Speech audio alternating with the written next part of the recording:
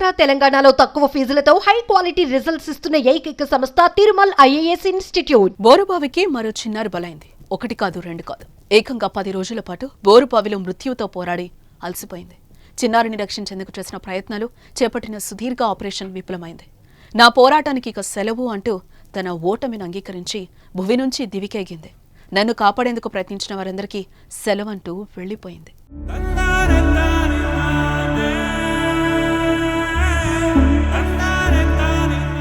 రాజస్థాన్లోని బోరుబావిలో పడిన చిన్నారి కథ విషాదంతో ముగిసింది. బోరుబావిలో పడిన 3 ఏళ్ల బాలికను కాపాడేందుకు సుదీర్ఘంగా ఆపరేషన్ చేపట్టిన అధికారులు 10 రోజుల తర్వాత ఎట్టకేలకు వెలికితీశారు.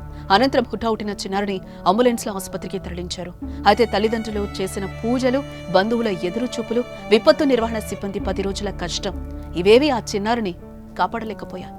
అప్పటికే ఆ చిన్నారి ప్రాణాలు విడిచినట్లు వైద్యులు ప్రకటించారు. రాజస్థాన్లోని కోట్పుత్లీ జిల్లాలోని కిరాట్పుర గ్రామానికి చెందిన 3 ఏళ్ల చేతన డిసెంబర్ 23న తన తండ్రితో కలిసి పొలానికి వెళ్లింది. అక్కడ ఆడుకుంటూ ఉండగా ప్రమాదవశాత్తు బోరుబావిలో పడిపోయింది. దీంతో చేతనను రక్షించేందుకు రెస్క్యూ ఆపరేషన్ చేపట్టారు. బాలిక మొదట 15 అడుగుల లోతులోనే చిక్కుకుపోయింది.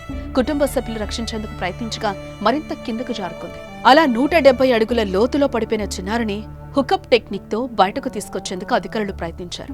అది విఫలం అవడంతో బోరుబావికి సమాంతరంగా సొరంగాన్ని తవ్వుతూ ఉండగా వారికి పెద్ద బండరాయి అడ్డు తగిలింది. దీంతో పాపను రక్షించేందుకు పైప్ల ద్వారా లోపలికి ఆక్సిజన్ పంపించడంతో పాటు కెమెరాల్లో బాలిక కదలికలను ఎప్పటికప్పుడు పరిశీలించారు. ఆ కెమెరాలో బోరుబావిలో చేతన అటు ఇటు కదల్లేక ఉక్కిరిబిక్కిరవుతున్న దృశ్యాలు అందరినీ కంటతడి పెట్టించారు.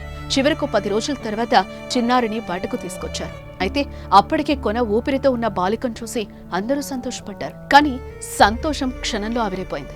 170 అడుగుల లోతులో 10 రోజుల మృత్యువుతో పోరాడి ఓడింది చేతన. కళ్ల ముందు ఆడుకుంటూ తిరిగిన చిన్నారి ఇక లేదని తెలిసి ఆ తల్లిదండ్రుల హృదయం తల్లడిల్లింది. స్థానికులకు కంట నీరు తెప్పించింది.